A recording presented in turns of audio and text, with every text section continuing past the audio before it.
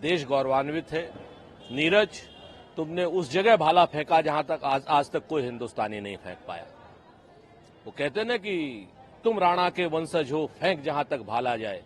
पूरा देश गौरवान्वित है, गौरव का क्षण है। भारत के लिए रजत पदक आया है। हिंदुस्तान पूरा गौरवान्वित है। पूरे देश की तरफ से नीरज को कोटि कोटि बधाई। तो आप माफियाओं के खिलाफ कार्रवाई करें ना, वक्फ के खिलाफ क्यों कार्रवाई कर रहे हैं?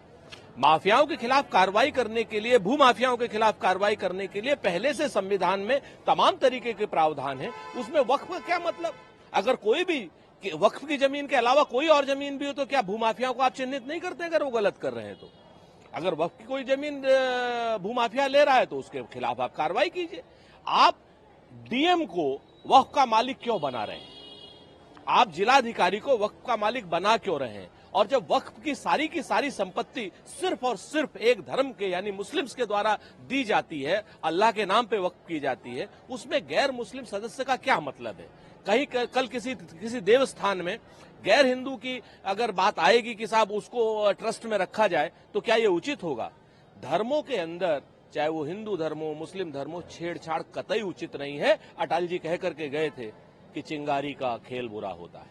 ये देश का जो हमारा बहुदलीय लोकतंत्र है, इसी की खूबसूरती है कि आज भारतीय जनता पार्टी के सहयोगी दल भी संविधान सम्मत चीज पर गैर कानूनी तरीके से जो वो मारा जा रहा है, हथौड़ा मारा जा रहा है, उसके खिलाफ खड़े हैं। मैं तो कहता हूं कि सारे दलों को सारी गैर संवैधानिक चीजों के खिलाफ, चाहे वो वक्फ के खिलाफ ये बिल हो, चाहे ईडी की रेड हो, चाहे सीबीआई की रेड हो, चाहे इनकम टैक्स की रेड हो, इन सब के खिलाफ अपनी पाला देख करके नहीं बल्कि संविधान, आस्था और विश्वास देख करके काम करना चाहिए और सरकार के गलत कामों का, निर्णयों का विरोध करना चाहिए, जैसा इन लोगों ने किया है। देश गौरवान्वित है। नीरज, तुमने उस जगह भाला फेंका जहां तक आज तक कोई हिंदुस्तानी नहीं फेंक पाया। वो कहते ना कि तुम राणा के वंशज हो, फेंक जहां तक भाला जाए। पूरा देश गौरवान्वित है, गौरव का क्षण है। भारत के लिए रजत पदक आया है। हिंदुस्तान पूरा गौरवान्वित है। पूरे देश की तरफ से नीरज को कोटि कोटि बधाई। तो आप माफियाओं के खिलाफ कार्रवाई करें ना, वक्फ के खिलाफ क्यों कार्रवाई कर रहे हैं? माफियाओं के खिलाफ कार्रवाई करने के लिए, भूमाफियाओं के खिलाफ कार्रवाई करने के लिए पहले से संविधान में तमाम तरीके के प्रावधान हैं। उसमें वक्फ का क्या मतलब? अगर कोई भी वक्फ की जमीन के अलावा कोई और जमीन भी हो तो क्या भूमाफियाओं को आप चिन्हित नहीं करते अगर वो गलत कर रहे हैं तो?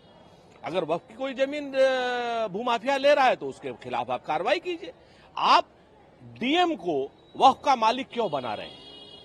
आप जिलाधिकारी को वक्फ का मालिक बना क्यों रहे हैं? और जब वक्फ की सारी संपत्ति सिर्फ और सिर्फ एक धर्म के यानी मुस्लिम्स के द्वारा दी जाती है, अल्लाह के नाम पे वक्फ की जाती है, उसमें गैर मुस्लिम सदस्य का क्या मतलब है? न्यूज नेशन अब व्हाट्सएप पर खबरों की ताजा अपडेट के लिए न्यूज नेशन के इस क्यूआर कोड को स्कैन करें।